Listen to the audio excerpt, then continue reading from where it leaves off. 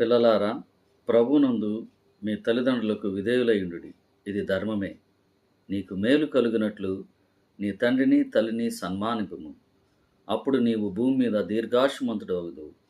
ఇది వాగ్దానముతో కూడిన ఆజ్ఞల్లో మొదటిది.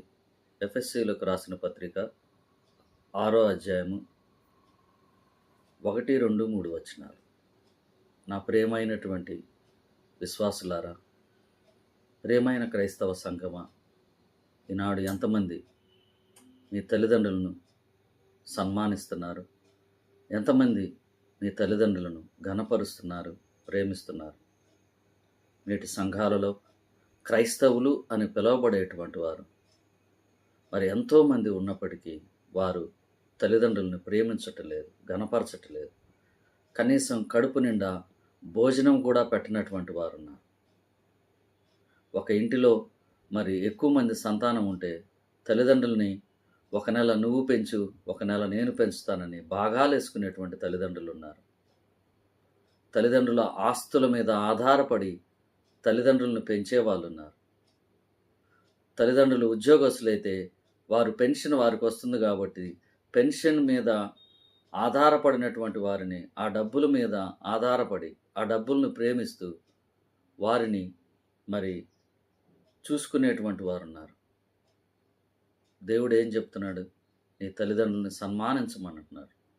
ఏమీ తెలియని వయసులో చిన్నపిల్లలుగా ఉన్నటువంటి మిమ్మల్ని మీ తల్లిదండ్రులు వారి కోరికలను చంపుకొని మీ కోరికలను తీర్చారు.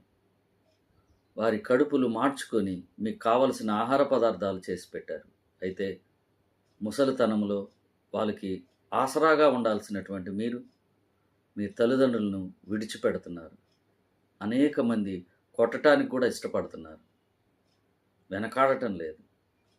ఇది ఎవరో బయట కాదు, బయట అన్యులలో కాదు, క్రైస్తవులు అని పిలువబడేటువంటి వారే వారి తల్లిదండ్రుల్ని ప్రేమించకుండా వారిని దూషిస్తున్నారు, మీదబడి కొడుతున్నారు.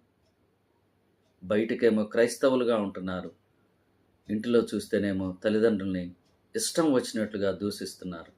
కనీసం వారితో మాట్లాడటానికి కూడా ఇష్టపడినటువంటి పిల్లలున్నారు. దేవుడు చెప్తున్నాడు, మీ తల్లిదండ్రులను ప్రేమించండి అంటున్నాడు. మీ తల్లిదండ్రులని ఘనపరచండి అంటున్నాడు. మీ తల్లిదండ్రులని సన్మానించండి అంటున్నారు. ఎంతమంది మీ తల్లిదండ్రుల్ని ప్రేమిస్తున్నారు? ఎంతమంది మీ తల్లిదండ్రుల్ని ఘనపరుస్తున్నారు? ఎంతమంది మీ తల్లిదండ్రులతో సహవాసము చేస్తున్నారు? ఎంతమంది మీ తల్లిదండ్రులతో దగ్గర కూర్చొని